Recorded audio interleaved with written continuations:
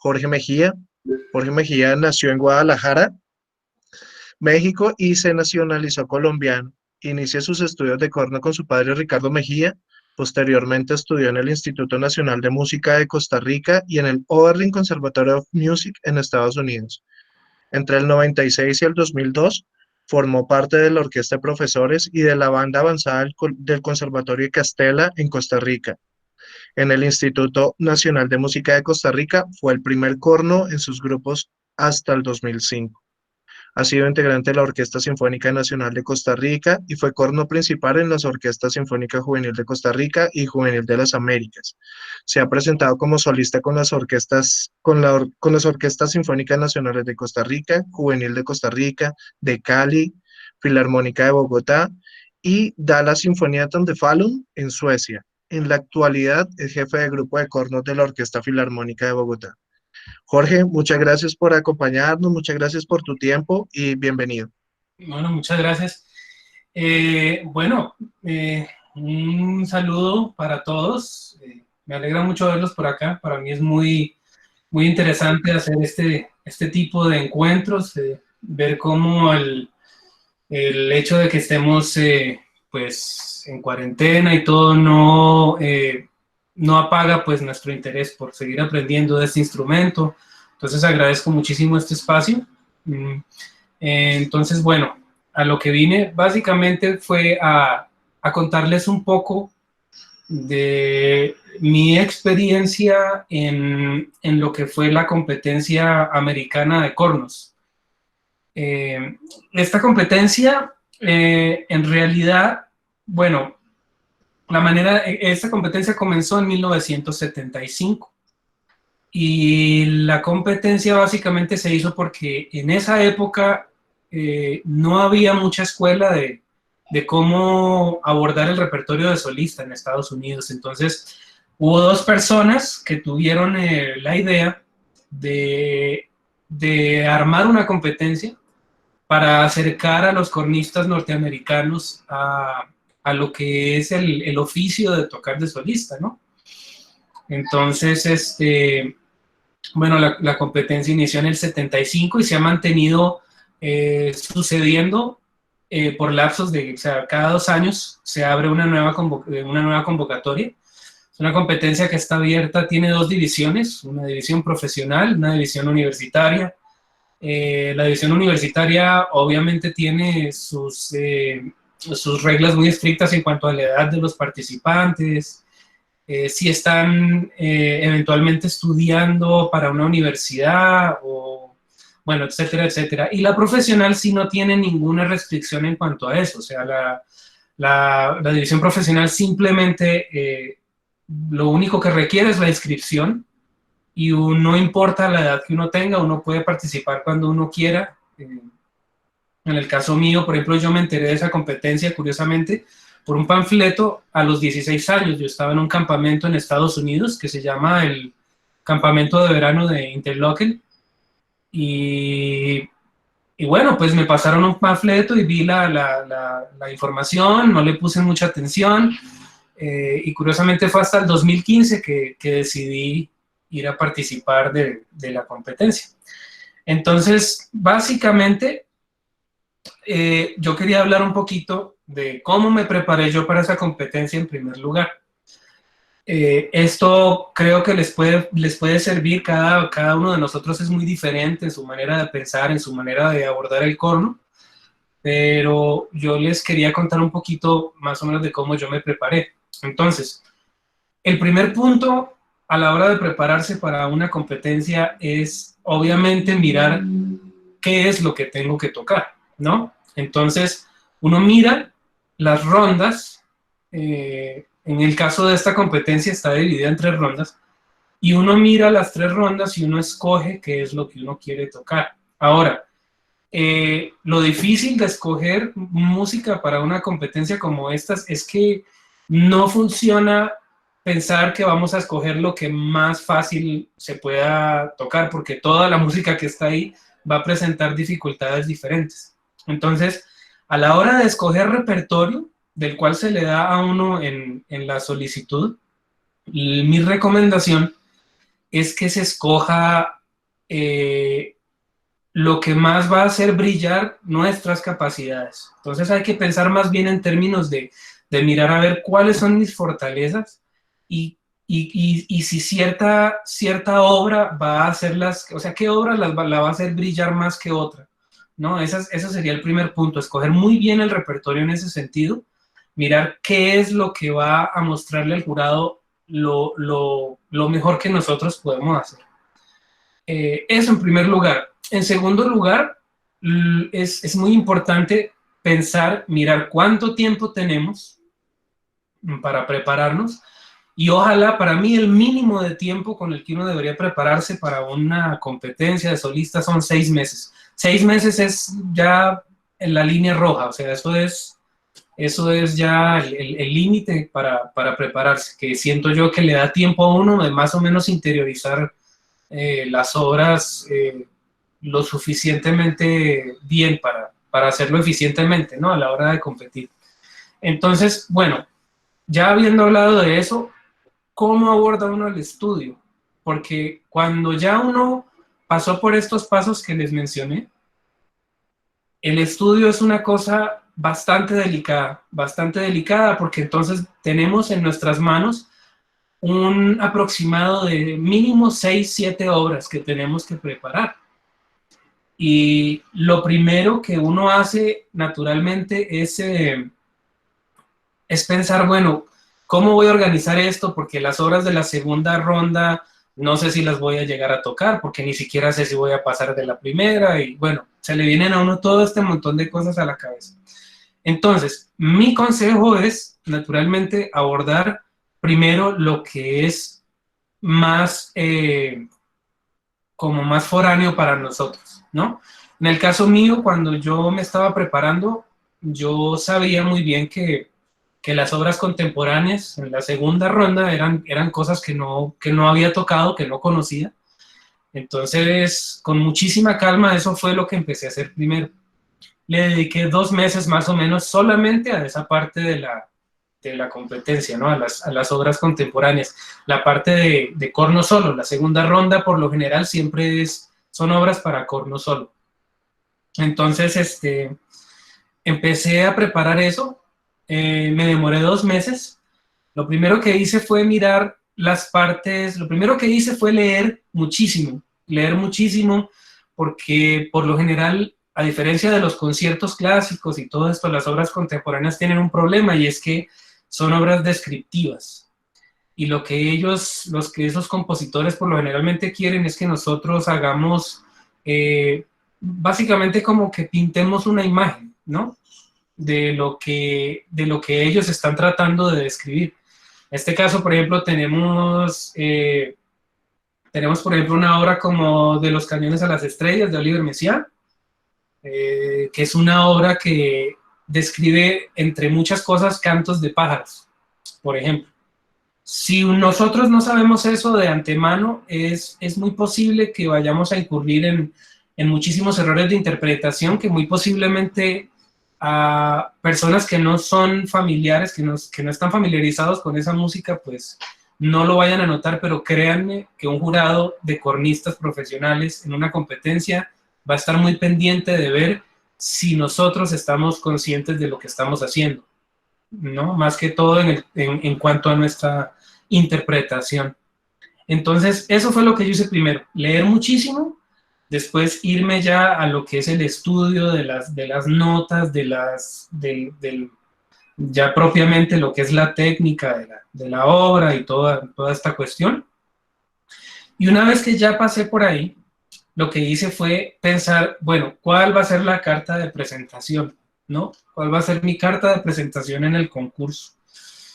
Entonces, a eso, por ejemplo, como en la mayoría de los concursos y curiosamente también audiciones para orquestas, la carta de presentación era el Mozart, ¿no? Entonces le dediqué 1 mes y medio por ahí al Mozart 4, primer movimiento con cadencia, que era lo que pedían, tratando de hacerlo lo más puro posible, pero también quería agregarle cositas, por ejemplo, que yo considerara interesantes en la interpretación, porque no era una audición de orquesta. Entonces eso es muy importante. Ya hablando de competencias, es muy importante ver nosotros, sin salirnos pues de los parámetros, qué le podemos aportar a música como el cuarto de Mozart, ¿no? Que va a diferenciar nuestra interpretación de todos los demás participantes, porque al principio éramos 33, 35 personas que estábamos participando para la división profesional y pues claro, uno se pregunta, ¿no? Es un poquito apabullante pensar, bueno, ¿qué voy a hacer yo con Mozart que esas otras 34 personas no pueden hacer que me va a poner a mí por encima de ellos, ¿no? Eso es difícil, difícil de interiorizar, difícil lo pone a uno en una situación en la que uno empieza pues a dudar muchísimo, ¿no? De sus capacidades, pero de todas maneras, finalmente la manera en la que lo abordé fue estudiarlo pensando no tanto en cómo lo toca un cornista, sino pensar más que todo como un cantante de ópera, por así decirlo, como un cantante de ópera. Entonces, ¿cómo cantaría un cantante de ópera el cuarto de Mozart? Entonces, empecé con esa idea y empecé a irme por ese camino y, y bueno, tuvo resultados muy positivos, muy interesantes. Jorge, Finalmente, ¿sí? perdón, ¿puedo hacerte una pregunta? Dime. Este concurso se hace en Estados Unidos. Sí. ¿Viste participación de cornistas de otros países que no fueran de América? Y la segunda pregunta es, casualmente lo que tú estás diciendo es algo que, digamos, muchas personas lo hemos socializado, que a veces el cornista no piensa como músico, sino piensa como cornista. O sea que a veces sí hay una gran, o sea, como que nos menospreciamos un poco Ujú. y, y a eso va la pregunta, ¿qué crees que lo que tú decías, cómo hago yo como cornista para estar por encima de los demás que o ellos no pueden hacer o que ellos, o sea, cómo yo voy a hacer algo mejor en el Mozart 4? Y la pregunta es, ¿tú qué consideras que es el estilo de, por ejemplo, lo que estabas hablando, de la obra contemporánea al Mozart? O sea, ¿qué cambias? ¿Se toca más duro? ¿Cambias un ataque? Porque también nos ve mucho niño, ¿no? Mucho estudiante iniciando corno, entonces también sería chévere como explicar un poquito. Ok, bueno. A ver, cuando yo me hice la pregunta y decidí tomar ese camino de pensar más como un cantante que como un cornista, lo que finalmente llegué a una conclusión muy interesante, y es que indiferentemente de lo que yo hiciera, eh, nadie iba a poder hacer eso en términos de música porque uno es uno, ¿no? Y uno siente la música de maneras completamente diferentes. Pero eso es lo difícil. Toca dejarse llevar por eso que uno siente hacia esa música en particular. No pensar, por ejemplo, tanto en ¿cómo decirte? Como lo piensa uno en una audición de orquesta, ¿no? Una audición de orquesta no está muy preocupado porque su ritmo sea perfecto, porque su estilo sea perfecto, por no salirse de los parámetros, porque básicamente tocar en orquesta para mí, honestamente, sí, ahí sí toca ser un poquito más máquina, hay que pensarse como un granito de arena de un todo, ¿no? Y eso es lo que tienen esas grandes orquestas, que tienen mucha gente que toca muy bien, grandes estrellas, pero todos están trabajando en un colectivo de que colaboran, ¿no? Colaboran, o sea, todos están colaborando para sacar un producto en sí. Cuando uno está de solista, ese es el momento más chévere que uno tiene para simplemente dejarse llevar por lo que uno siente, dejarse llevar por lo que uno considera que, que le va a dar los mejores colores, la mejor como actitud a la música, ¿no? Entonces, y en cuanto a lo de los estilos, depende mucho. Por ejemplo, la obra, hagamos la comparación, una obra como de los Cañones a las Estrellas es una obra que tiene un carácter bastante agresivo. Hay que ser muy agresivo. Es muy importante, por ejemplo, que si uno en una obra de esas ve un acento, el acento lo sientan el jurado y lo sientan las personas que viven a 10 cuadras de donde uno está tocando. O sea, todo tiene que ser increíblemente exagerado, porque lo que estamos haciendo es básicamente pintando un cuadro con la música. Eso es lo que estamos haciendo. Cuando lo que estamos haciendo, por ejemplo, con el Mozart, es algo completamente diferente. Pero un consejo muy acertado, creo, en este momento es tratar de no escuchar versiones de corno de un concierto como el Mozart, especialmente si ya lo conocemos. No escuchar versiones de gente del Mozart. Por el contrario, más bien escuchen cantantes, escuchen arias de ópera, gente cantando Mozart. Escuchen sus áreas favoritas o véanse una ópera completa de Mozart. Vean lo que ellos hacen, por ejemplo, con la música. No escuchen, yo sé que es interesante escuchar a Hermann Baumann, al gran Radek Bábora, a Stefan Dor, a todos ellos, pero cuando se estén preparando para un concurso, especialmente Mozart, no escuchen cornistas, escuchen cantantes, gente cantando Mozart, porque eso es lo que para mí les va a dar la gran ventaja sobre todos los demás que muy posiblemente están pensando tomarlo como si fuera una audición. No, nosotros vamos a una competencia básicamente a cantar, ¿no? A hacer la mayor cantidad de música posible. No sé si respondí bien la pregunta, Diego, si quedaste satisfecho. Sí, sí, no, simplemente lo mencionaba porque, pues, como sabes, hay bastantes estudiantes, entonces que sería bueno como dejar ese punto claro, pero no, sí está bien, está perfecto. Ok, fantástico. Ahora, bueno, finalmente lo que hice fue preparar la obra final, que es el 2 de Strauss, que es un concierto que me gusta muchísimo, he tocado muchas veces. Y básicamente con el 2 de Strauss lo único que hice fue, básicamente lo único que hice fue revisar aquellas cosas que yo sabía que eran problemáticas, ¿no? Bueno, finalmente voy a hacer un pequeño paréntesis para hablar de algo que yo creo que casi nadie habla, y es entre la preparación y ya la competencia como tal, hay un intermezzo. Y ese intermezzo hay que tomarlo mucho en cuenta, que es el momento de viajar, ¿no? Es el momento de viajar y de mirar a ver cómo, o sea, la meta aquí es llegar con la cabeza y con el cuerpo lo más parecido posible a lo que sentíamos y pensábamos mientras nos estábamos preparando en nuestro país de origen. Entonces es supremamente importante, número uno, en cuanto al avión, bueno, tomar muchísima agua, tratar de dormir lo más que se pueda, lo más que se pueda. Y durante el viaje y antes de que empiece todo lo que es la competencia, yo sí, por ejemplo, me vuelvo un monje. Cero alcohol, nada de alcohol, ni una cerveza.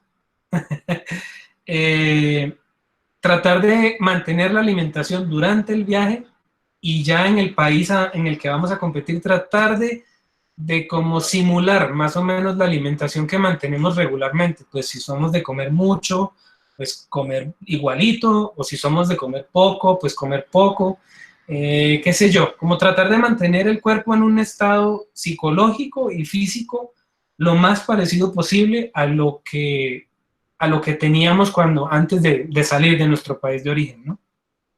Entonces, ese me parece que es un punto importante, ¿no? Porque créanme que juega un papel absolutamente crucial ya a la hora de empezar a competir.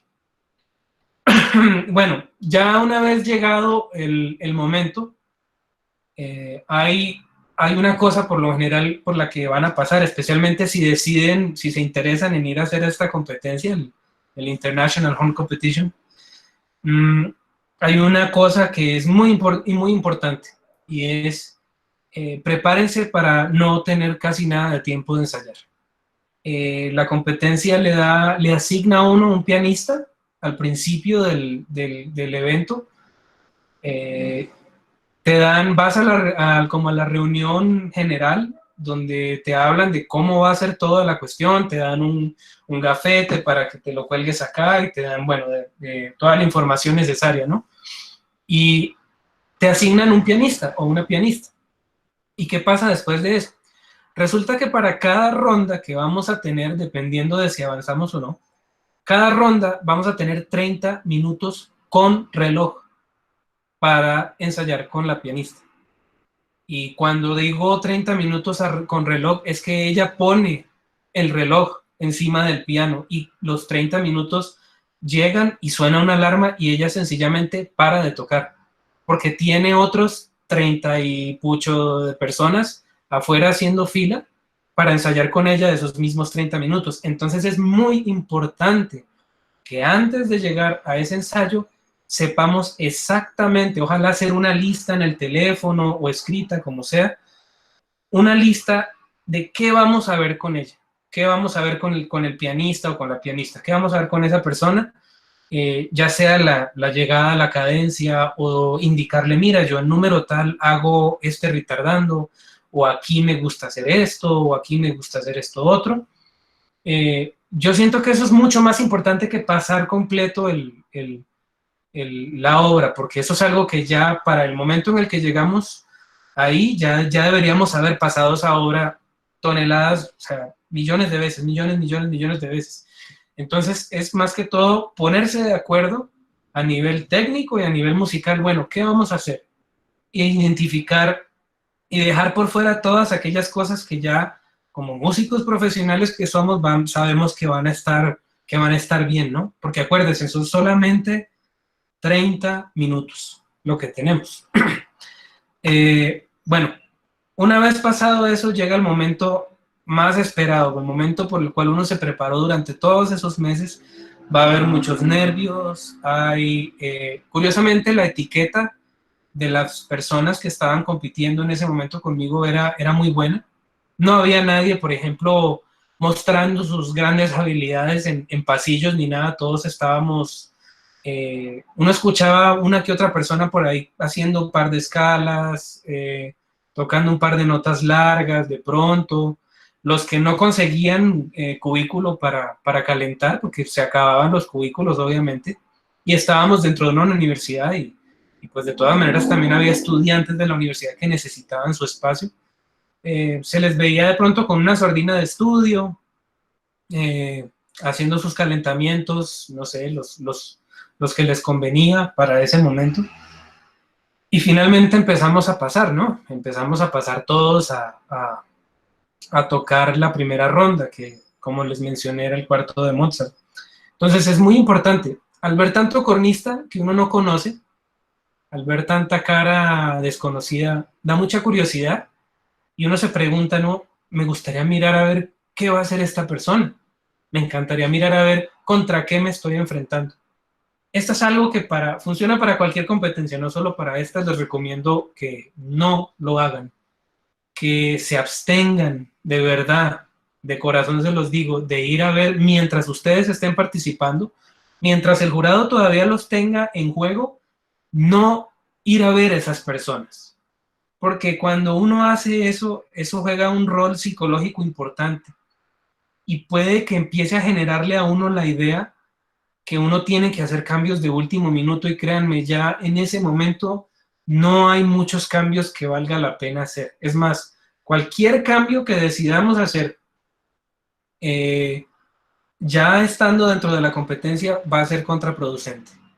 Créanme, no muevan bombas del corno, a menos de que sientan que el clima pues les está afectando mucho la afinación, pero por ejemplo no modifiquen cosas musicales, no modifiquen posiciones, no modificar absolutamente nada. O sea, el producto que fabricamos en nuestro país de origen, lo empacamos al vacío y nos lo llevamos hacia donde vamos a competir y lo sacamos de ese envase ya a la hora de competir. No lo modificamos, no le tocamos nada.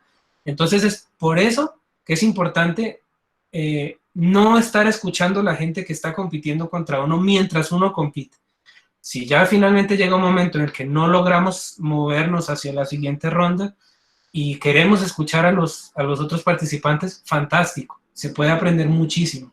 Eso me parece, en esa instancia me parece que es muy bueno. Bueno, aquí yo anoté unos puntos, me voy a mover al siguiente, que es cómo manejar la transición de las rondas. Este me parece muy importante, porque en el caso mío, yo llegué, toqué mi primera ronda, y curiosamente yo sentía que yo no había pasado a la segunda ronda, pero me llegó un correo a las 3 de la tarde, eh, ese mismo día, diciéndome que había pasado a la segunda ronda, junto con otras 10 personas por ahí. Y bueno, listo. Entonces, ¿qué hay que hacer? Para mí lo más importante de las rondas es vivan el día a día.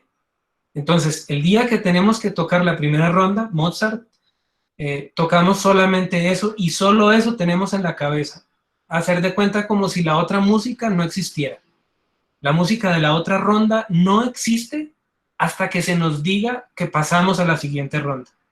Cuando yo me enteré de que había pasado a la segunda ronda, entonces olvidé por completo Mozart, me olvidé de que existía y empecé a trabajar, otra vez a retomar con lo que ya tenía las obras contemporáneas y a revisar las partes y hacer anotaciones y hacerme de cuenta que ya eso era lo último que iba a tocar en esa competencia. A ese momento, por ejemplo, el 2 de Strauss tampoco existía, porque no sabía si iba a llegar a la tercera ronda. Entonces es muy importante durante una competencia, mientras todavía estemos compitiendo, ir día a día. O sea, no pensar en otra cosa más que lo que estamos tocando o lo que tenemos que tocar en ese momento. Ya después nos preocupamos.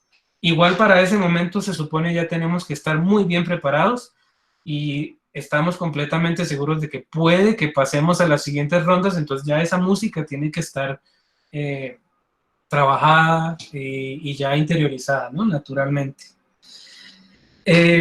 Bueno, ya para más o menos, para pasar a la ronda de preguntas, yo quería contarles un poquito que, bueno, la experiencia en general fue increíble. Sentí nervios que jamás en mi vida había sentido y se los digo siendo yo una persona que tiene que tocar solos, bueno, sin cuarentena, semanalmente tengo que tocar solos en la orquesta. De primer corno hay que estar siempre expuesto, ¿no? Es difícil, pero este es otro tipo de exposición. Estar, por ejemplo, solo, absolutamente solo en un escenario sin un piano, sin nadie, tocando para un jurado de personas que uno sabe que saben muchísimo del instrumento que uno tiene y todo sí, los nervios son diferentes, son más intensos, diría yo, que los nervios normales de un concierto en orquesta. Pero también es una manera muy interesante de darse cuenta cómo uno es capaz de mucho más de lo que uno cree, hasta que ya le sucede. Una experiencia muy interesante en términos sí, de ver cómo se comporta uno, de ver cómo se comporta otra gente, ¿no? Finalmente, hacia la final, llegamos solamente 3 personas de lo que les dije, 34-35. Yo quedé de tercer lugar. Curiosamente, cuando anunciaron los premios, yo no me sentí en lo absoluto insatisfecho ni mal. De hecho, estaba muy orgulloso porque mi trabajo dio frutos. Acepté con mucha madurez el hecho bueno, que bacano, o sea, ganaron 2 personas que tocaban mejor que yo, eso se siente muy chévere, yo soy amigo de esas 2 personas, curiosamente las admiro muchísimo, uno es Joshua Williams, que es profesor en Alabama, si no me equivoco, y el otro se llama Marcus Osterlund, que es segundo corno en la National Symphony Orchestra en Washington, y para mí, honestamente, ver mi nombre en esa página, si lo buscan, por ejemplo, si buscan la página, ahí aparece el tercer lugar y aparece, ver, por ejemplo, mi nombre entre todo ese montón de nombres, esa lista interminable de americanos y de checos y bueno, que si la lista es muy interesante, la competencia tiene ha tenido participantes muy, sí, yo creo que todos conocen. Javier Bonet participó y ganó en la división de corno natural cuando existía eso. Ahí está Eric Ross, también ganó en su época, Lowell Grier. Hay mucha gente, ver esos nombres, por ejemplo, y ver el nombre de uno entre todo ese montón de gentes, incluso hasta hoy en día es una sensación muy, muy, muy bonita, es una sensación muy poderosa, se siente uno muy, muy validado, y eso es, para mí, honestamente, es el premio más grande que deja una experiencia de esas. Y todavía tengo un paquete lleno de todos los comentarios de los profesores que estaban escuchándome, y cogí todos esos comentarios y los puse en muchas de mis sesiones de estudio, y veía, por ejemplo, lo que decían, y yo decía, mira, si esto es interesante, voy a empezar a corregirlo. Y yo personalmente sí siento que haber hecho eso de una u otra manera me dio más herramientas para seguir mejorando como cornista.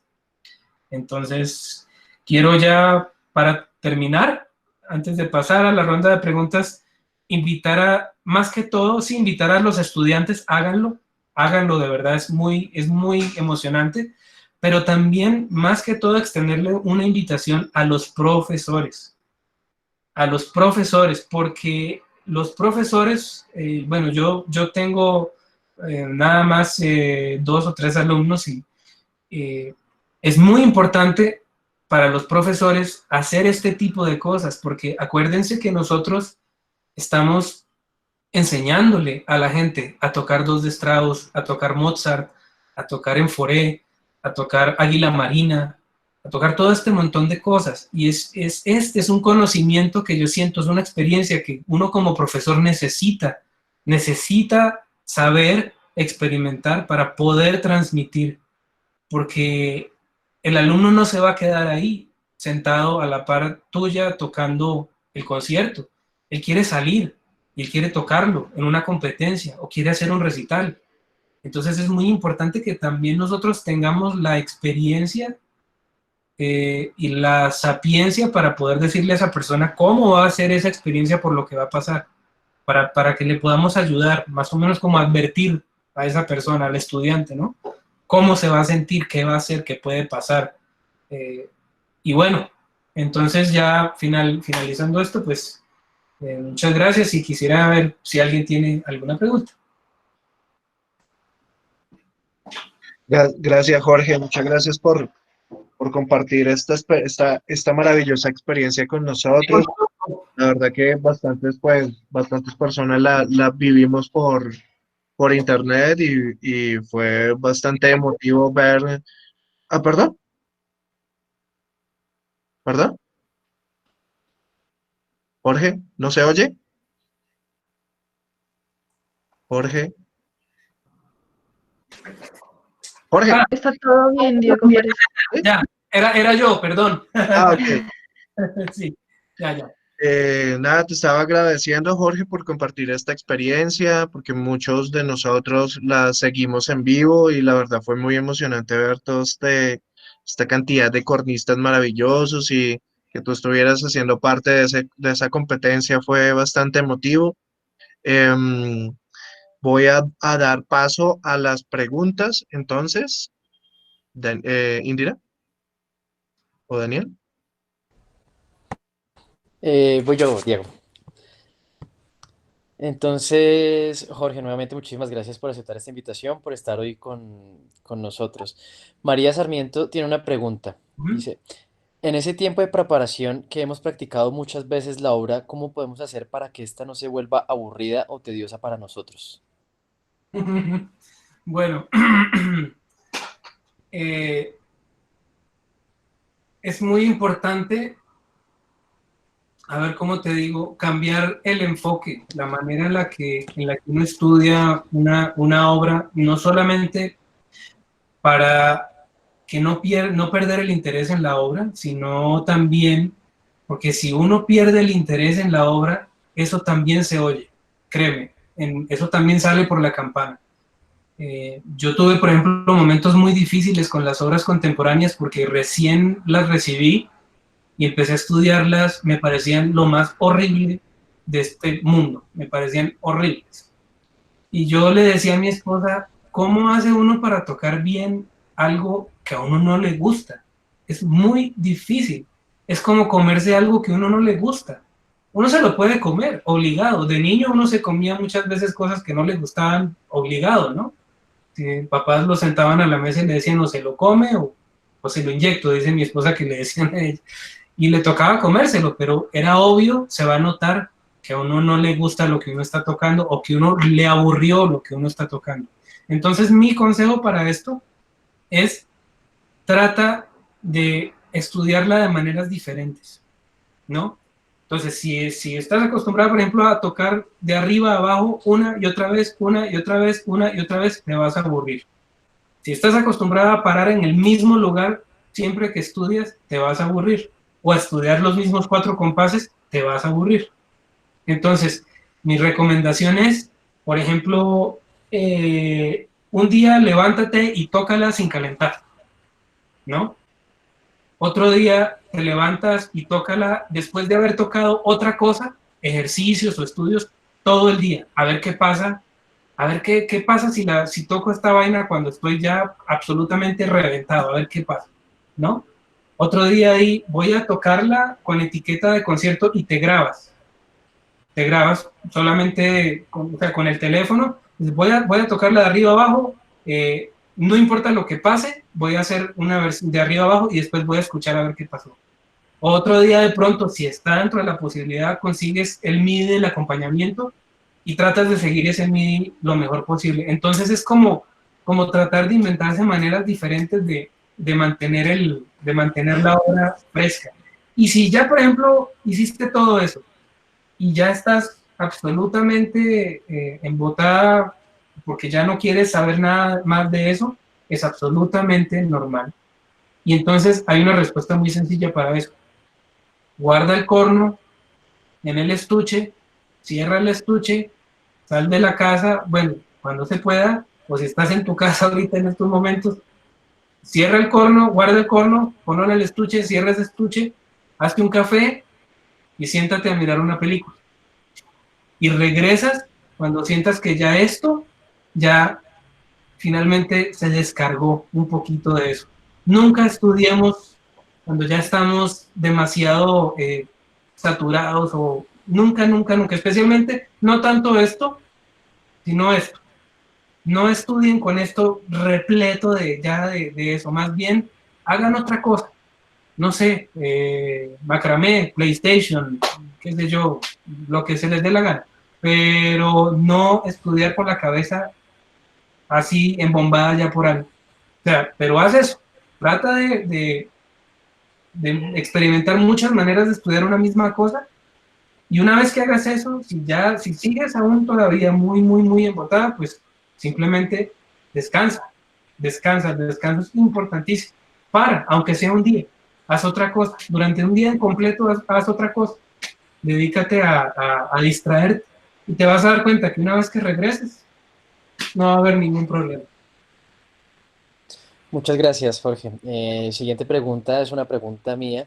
eh, Disculpen los que están adelante, pero pues me los voy a saltar. ¿Cómo sería el manejo de las expectativas?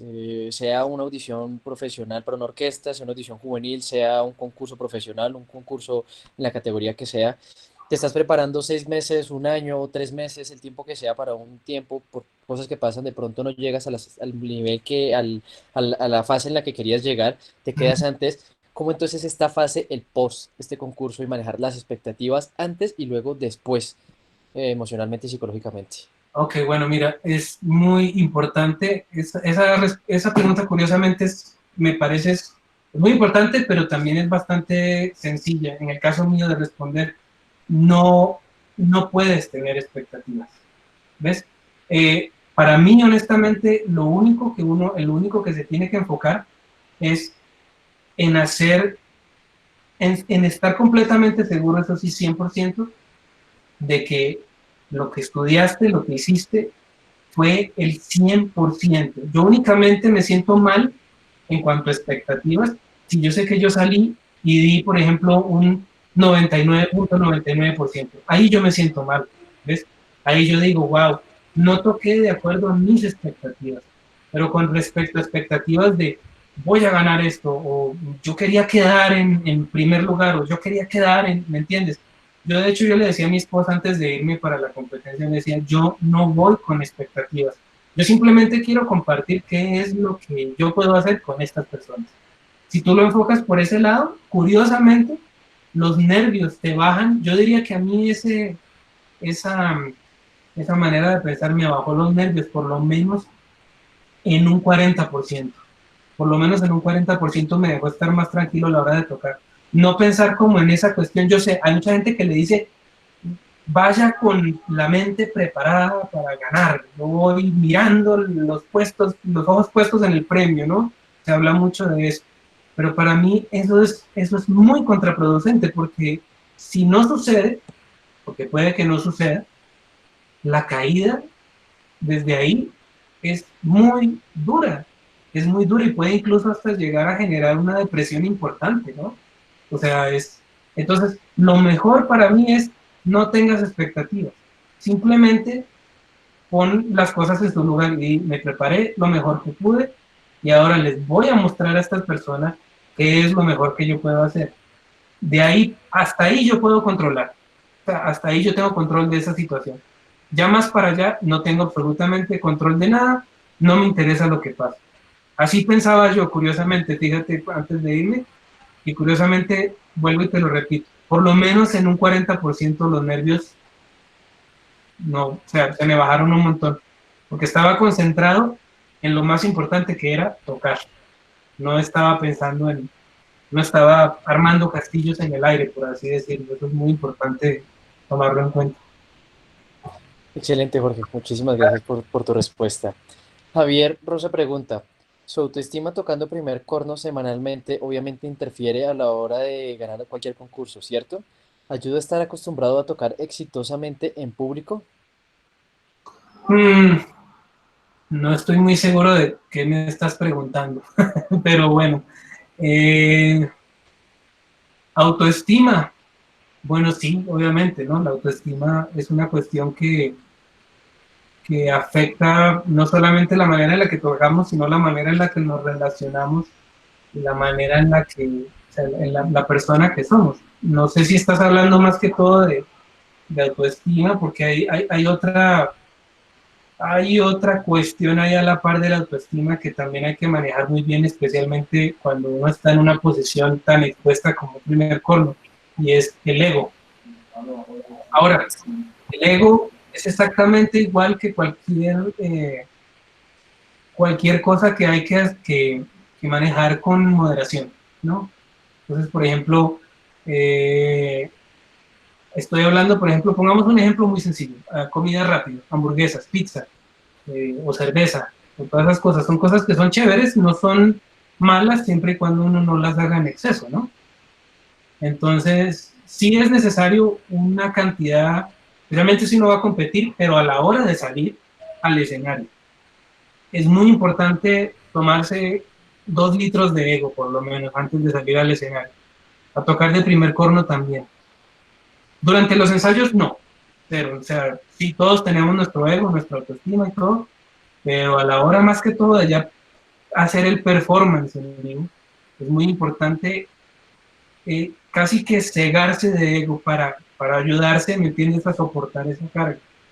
Eh, Ahora, si lo que estás buscando, por ejemplo, es subir de pronto la autoestima a la hora de tocar o algo así, te recomiendo que te grabes mucho, obviamente que empieces a trabajar los problemas desde abajo, te grabes mucho, escuches qué te falta, mejores y mejores y mejores, y te escuches, y cuando te escuchas mejorando, por ejemplo, en grabaciones que vas haciendo, ojalá hacer una carpeta en un computador de, bueno, este era yo al principio del año, y este soy yo ahora ya al final del año, por ejemplo. La misma obra o el mismo estudio, ay, mira cómo he mejorado, qué chévere, ¿no? Es importante tener eso. Eso, por ejemplo, levanta mucho la autoestima, levanta muchísimo la autoestima. Y la otra cosa es grabar también video tocando.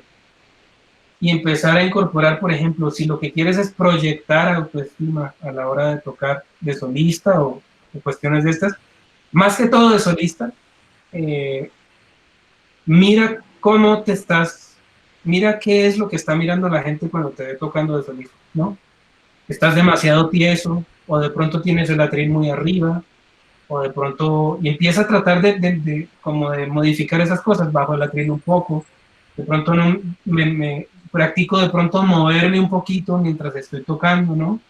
Es, porque sí, a veces pasa mucho eso, pero no sé, ahí estaba, no entendí muy bien la pregunta, entonces estaba tratando como de abordar la mayor cantidad de áreas relacionadas conmigo.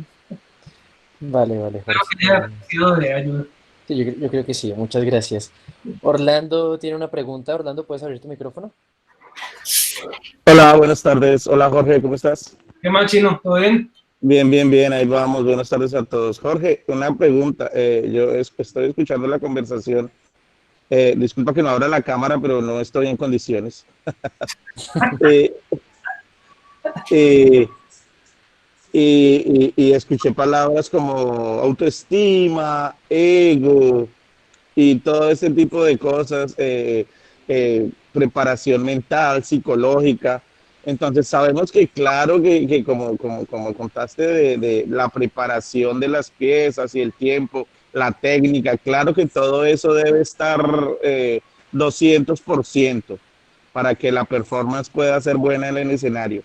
Pero cómo fue esa preparación psicológica? No sé, yoga, técnica Alexander, porque es claro que esa semana normal donde Jorge tiene que estar expuesto ante un público y ante una orquesta que todos te conocemos y sabemos que siempre va a ser un excelente solo, siempre va a ser así, así ha sido siempre. Entonces, ¿cómo cargar con todo eso? Porque queriendo o no es una responsabilidad, ¿no? Es una responsabilidad, entonces, pero hasta dónde esa parte psicológica juega ese papel tan importante en la preparación, no solo del concurso, más del día a día de esa primera trompa que nos tiene acostumbrados a que no erra. Ok, bueno, yo creo que le he dicho esto a mucha gente, ¿no? Yo no soy de yoga, no soy de técnica Alexander, sí soy, curiosamente, a veces, bueno, dejé de hacerlo un par de meses, ahorita lo volví a retomar y me siento muy bien. Yo sí soy de mucho cardio, me gusta mucho hacer pesas. Yo creo que todo el mundo debería incorporar alguna especie de actividad física, especialmente cornistas. Es un instrumento que demanda mucho físico, ¿no? Si nos sentimos bien, el cuerpo está fuerte, bueno, etcétera, etcétera. Yo soy de ejercicio. En general yo sí soy mucho de ejercicio y me acuerdo que curiosamente fue la competencia lo que me puso a hacer ejercicio. Antes de la competencia yo no hacía nada y yo decidí que bueno, que iba a probar y no sé, acondicionarme físicamente. Y empecé curiosamente a hacer ejercicio antes de la competencia y se sintió súper bien, ¿no? En cuanto a lo de la presión, yo creo que algunos me habían escuchado ya decir esto. El corno es algo que toca dejar de lado durante el día, hay que dosificarlo. Para los que trabajamos en una orquesta y tenemos un horario normal, por ejemplo en el caso mío de 9:30 a 1 de la tarde, a la 1 de la tarde, a menos de que yo tenga que revisar algo muy puntual, para mí el corno no existe, ¿no? A la 1 de la tarde el corno se acabó. O sea, a partir de la 1 de la tarde yo lo que pienso es en almorzar, en echarme una siesta, en sentarme a hablar con mi esposa o ver qué está haciendo la niña, o verme una película o jugar un videojuego. O sea, tiene que haber un punto en la vida de todos nosotros diaria en la que el corno sencillamente ya no existe. No podemos pensar. Y se los digo porque yo soy muy intenso con eso. Y yo tuve mi época de estudiante, yo pensaba en el corno 24/7. Yo no paraba de estudiar. Yo estudiaba 5 horas en la mañana, después cuando estaba en la universidad, 5 horas en la mañana, después me iba a mis clases de teoría, de historia, después entraba a trabajar al comedor, que yo tenía un trabajo en el comedor lavando platos, y salía a las 9:30 de la noche del comedor y me iba al conservatorio a seguir estudiando. Lo cerraban a las 11:30. ¿Qué pasaba? Que al día siguiente me levantaba y me sentía absolutamente exhausto, física y mentalmente exhausto. No podía. Cada vez me rendía menos, cada vez rendía menos. Y yo decía, ¿por qué será que rindo menos? Si estoy haciendo las cosas correctas, ¿no? Cada vez rendía menos, cada vez rendía menos. ¿Y cuál es la razón? La razón es que tenemos que descansar psicológica y físicamente de ese instrumento, así sea 3, 4 horas diarias, no sé. No pueden estar todo el tiempo, especialmente ahorita que estamos en cuarentena, es muy difícil, ¿no? Es muy difícil, tenemos mucho tiempo, no tenemos compromisos para los cuales tenemos que estar frescos de los labios ni nada. Entonces, es muy fácil excederse, pero yo sí estoy, por ejemplo, yo mismo me puse un horario, yo estoy estudiando ahorita en estos momentos de cuarentena, estudio de 9 de la mañana a 11 de la mañana y no estudio más. El resto del día, lo que te digo, si quiero hacer un poco más de ejercicio, aparte del que hago en la mañana, bien, pero en general, ¿no? O sea, cualquier cosa, simulación de vuelo, no sé, película, videos de YouTube, cocinar, no sé, lo que sea. Pero hay que despegarse, hay que despegarse. Excelente, Jorge. Muchísimas gracias. Daniel Rodríguez pregunta si abordarías de la misma manera o si cambiarías algo para abordar un concurso en el ámbito europeo, como por ejemplo el ARD. En caso de cambiar algo, ¿qué cambiarías y en qué criterio te apoyarías? Ok, bueno. Primero quiero empezar por decir que yo no quiero ahondar muchísimo, por ejemplo, en lo que es, por así decirlo, el estilo y la técnica europea. ¿Por qué? Porque a pesar de que yo llevo escuchando corno desde que tenía uso de razón, y mi papá es cornista, ya retirado, entonces yo corno he escuchado toda la vida. No quisiera ahondar muchísimo, por así decirlo, en técnica europea, porque yo no estudié con europeos. Entonces, no me gusta muchas veces dar información de la cual no estoy 100% seguro, ¿no? 100% seguro. Pero te puedo dar, por ejemplo, tips muy, muy, muy generales. Es muy importante, y esto yo siento que es una de las razones por las cuales nos falta mucha identidad a nosotros los latinoamericanos a veces. Nos enfocamos y nos ceñimos mucho por ejemplo, en pensar en técnica europea o técnica americana o corno americano o corno europeo o bueno, etcétera, etcétera. Y yo creo que la persona que a mí me dio la respuesta a cómo tocar en diferentes lugares, me la dio, no nos conocemos, lamentablemente es una de las personas que yo más admiro y ahora retirado, es Mr. Philip Myers, que fue cornista de la Filarmónica de Nueva York muchísimo tiempo. Y Philip Myers siempre dijo, mira, el corno no importa, en realidad no importa. Alexander, Schmidt, Paxman, Yamaha, no importa. ¿Por qué? Porque el que va a salir al escenario no es el corno. El corno sin el cornista no es absolutamente nada. Entonces, ¿qué es lo que deberías hacer si vas al ARD o vas al American Horn Competition o vas, qué sé yo, a los solistas, el concurso de solistas jóvenes del Carnegie Hall? Toca como tú tocas.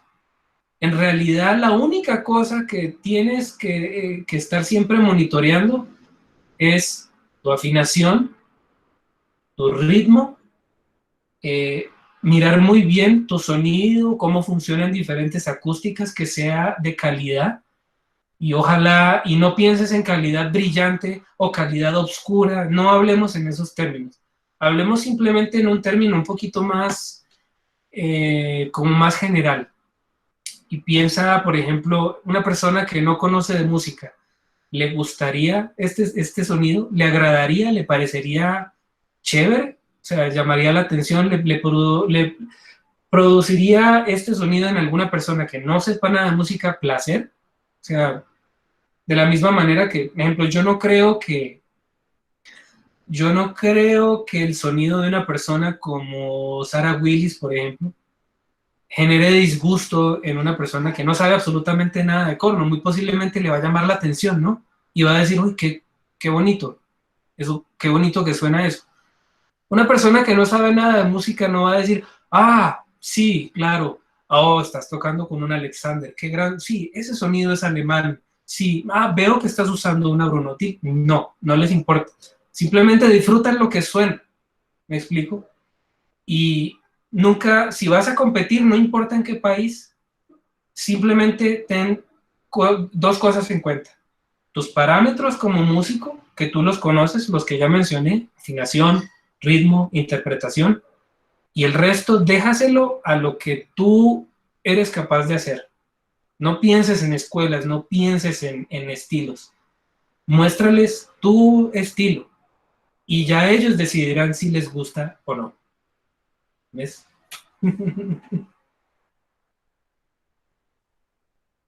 Vale, Jorge, muchísimas gracias. Muy, Bueno, muy importante. Oscar Álvarez tiene una pregunta. Oscar, ¿puedes abrir tu micrófono? Listo. Hola a todos. yo, Va Jorge, ¿cómo va? nada, hermano, todo bien. Bien, bien. La preguntita, dijiste una diferencia que tú aplicas tanto en concursos como solista, como a la hora de tener concursos, digamos, en orquesta. ¿Cuáles serían esas diferencias? Quisiera que como ahondar un poquito más en esas diferencias que tú ves o que tú practicas. Claro que sí. Bueno, en este caso creo que sí me va a tocar, si no les molesta rápidamente, te iba a decir, podemos, si quieres, podemos estar una media hora más, que ya ahorita me toca arrancar, pero bueno, esa pregunta de Oscar, me gustaría responderla con algo muy sencillo. A ver. Voy a poner un pequeño ejemplo.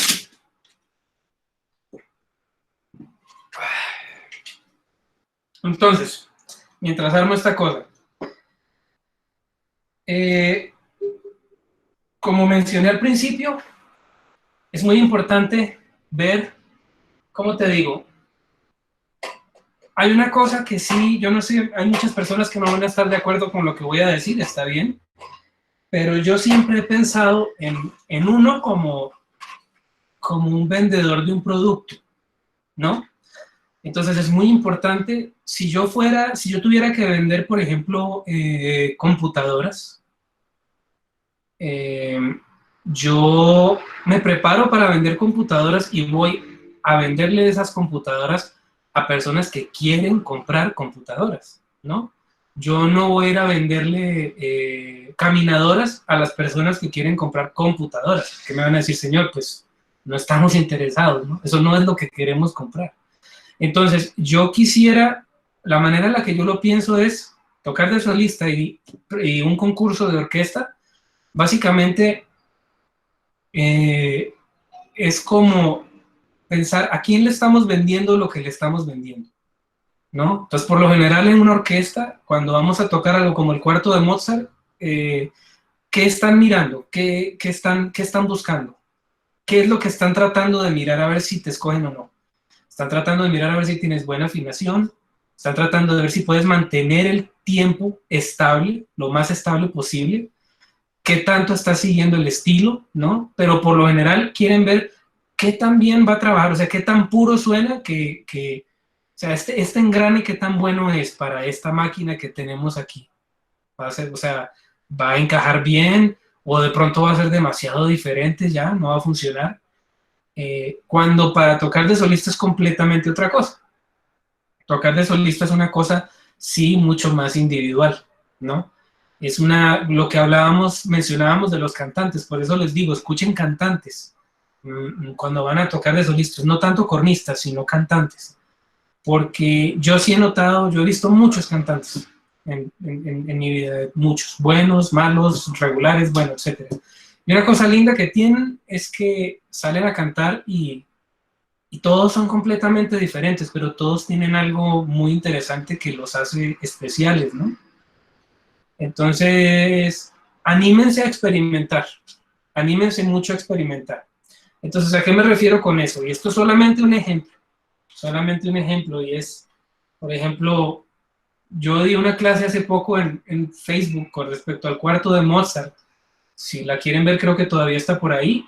Esa está más enfocada hacia lo que es tocar ese concierto, por ejemplo, para una audición de orquesta. Pero, por ejemplo, anímense a experimentar a la hora de tocar de solistas. No traten de no solamente no verse tiesos, sino también no escucharse tiesos. No es necesario, por ejemplo, usar vibrato si no quieren. Hay muchas maneras de ser musicales sin el vibrato, es lo que yo más recomiendo, de hecho, pero también si quieren usarlo un poco, tampoco está mal. No es que está terminantemente prohibido. Si les nace como solistas usarlo, úsenlo, no pasa absolutamente nada. Entonces, ¿a qué me refiero con eso? Ya tocando de solista, pueden experimentar, qué sé yo, de pronto quieren tocar de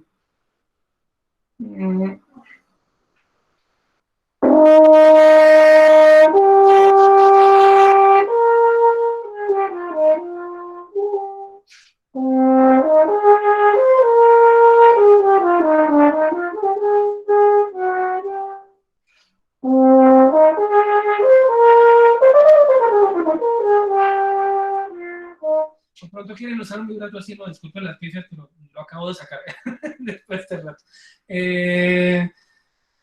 Experimentar tocar de esa manera, ¿no?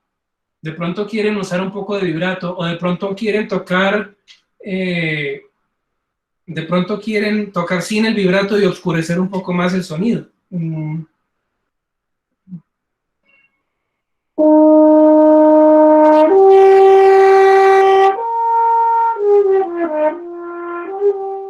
¿No? O quieren hacerlo sin vibrato, pero de pronto más brillante.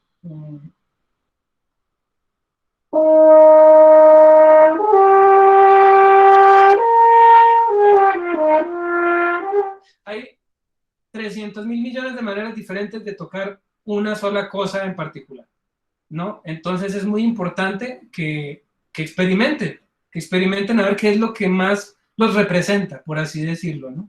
Miren a ver qué es lo que más les representa. Lo de orquesta, ya hablamos de eso, o al menos yo he hablado mucho de eso, es una cuestión muchísimo más mecánica, es una cuestión muchísimo más directa en cuanto a eso, ¿no? Demostrar que podemos ser buena parte de un buen engrane de la máquina, pero en el caso de tocar de solista, es muy importante también, por ejemplo, si quieren un consejo más,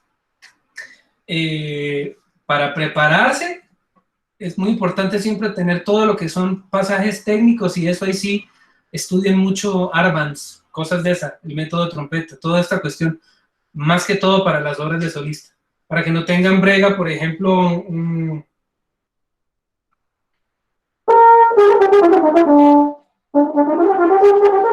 como qué sé yo,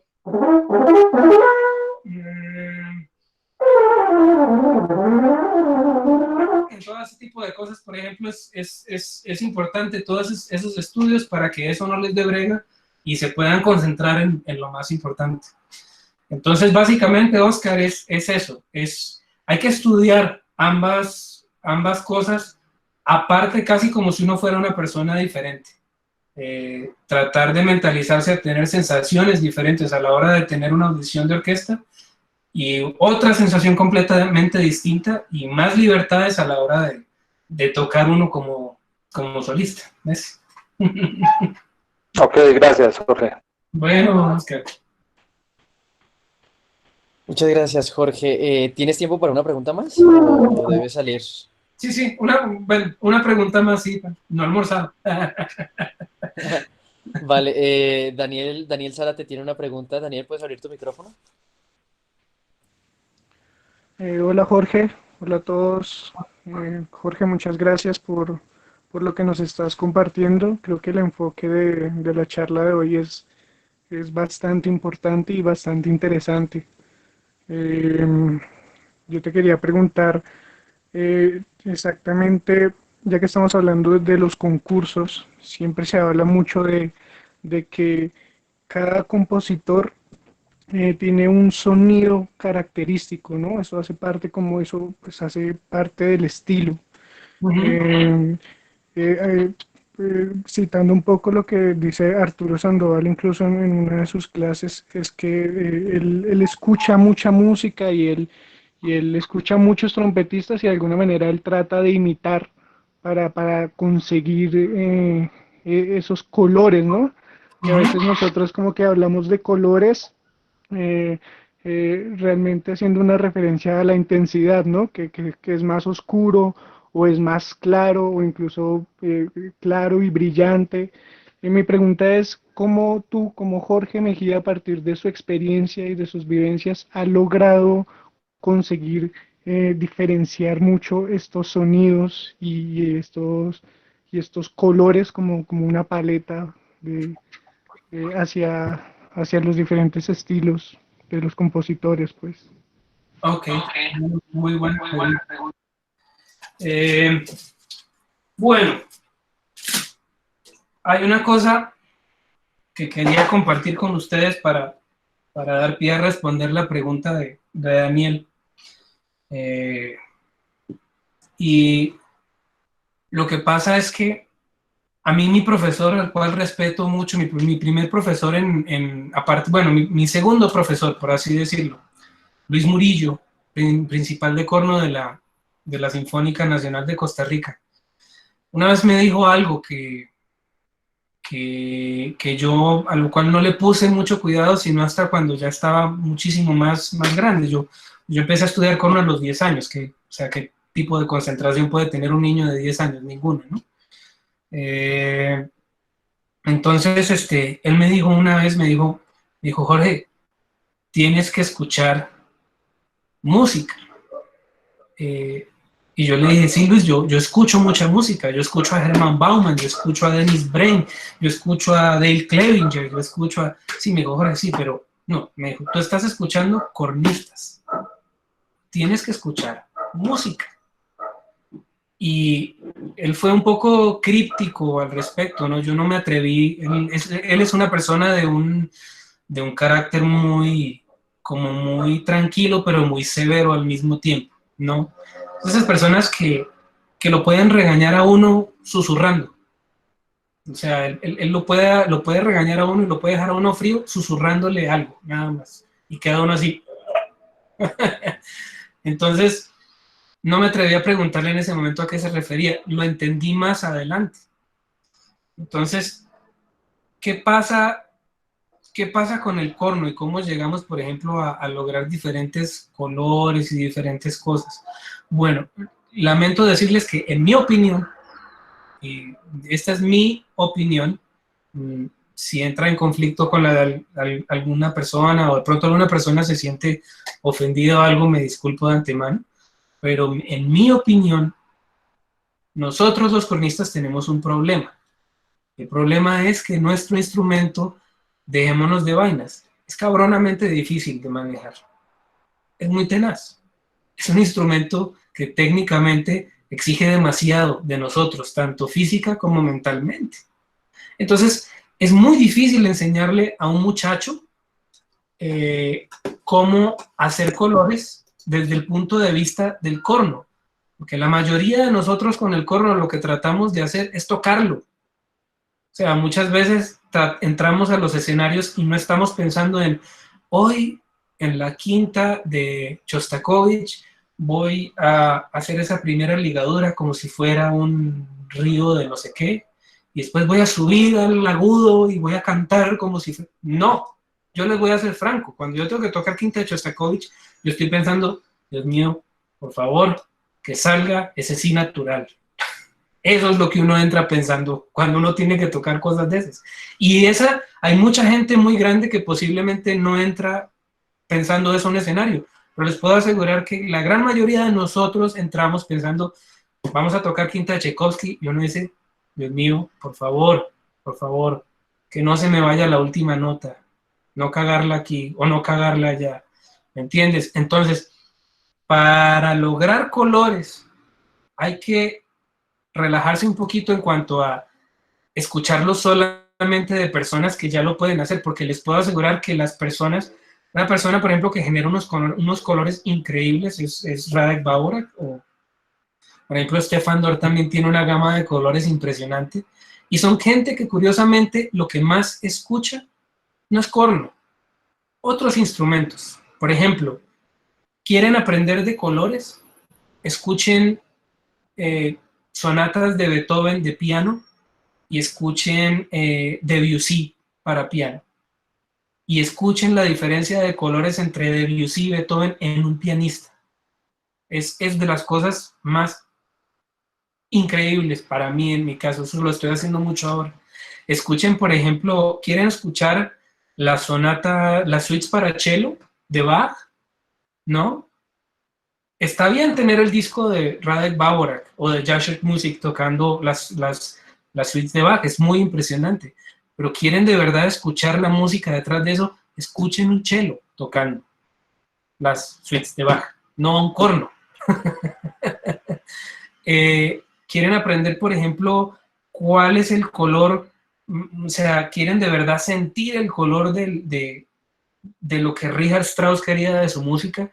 No escuchen el 2 de Strauss, no escuchen el primero de Strauss, escuchen Rosenkavalier, la ópera, escuchen Don Juan, escuchen Así habló Zaratustra.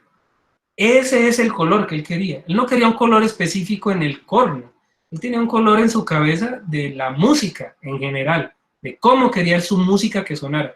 Y eso, créanme, ya cuando lo ponen en perspectiva, ya no van a estarse preguntando qué color será el que Strauss quería. No, ustedes mismos, la oreja misma va a entrar dentro de ese color que él quería, pero tienen que escuchar la música de él como él la veía en un todo. Les aseguro que Richard Strauss no estaba siempre pensando en el corno. No creo que cuando él escribió Rosenkavalier estaba pensando solamente en los cornos.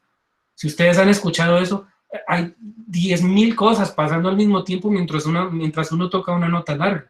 O sea, hay de todo pasando. Mozart, por ejemplo, ¿quieren saber cómo tocar Mozart realmente ligero, ligero, ligero, ligero, como lo caracteriza?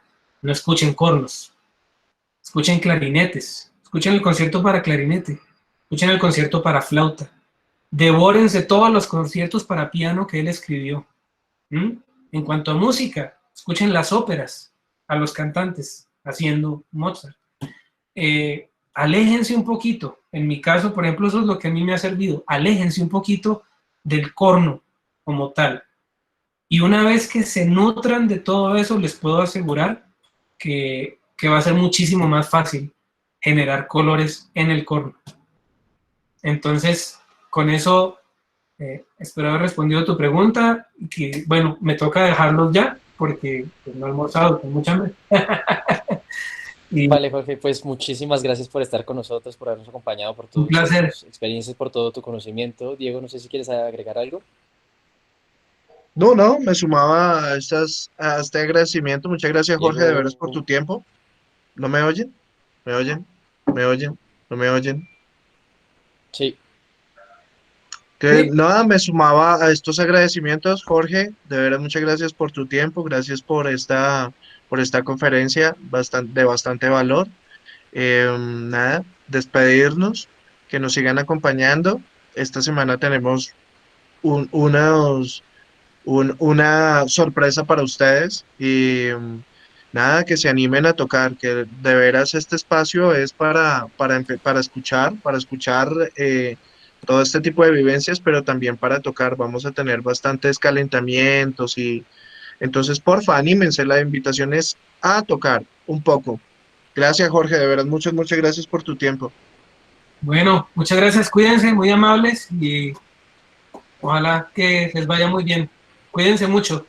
Hasta luego. Chao. Adiós. Chao.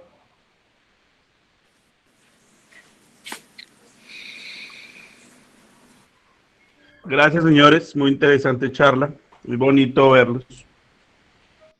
¿Qué pasó, Orlando? Porque no se deja ver, está como con voz de enguayabado. No, pero no estoy en condiciones.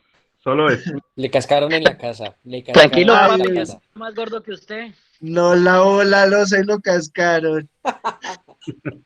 Nada de eso.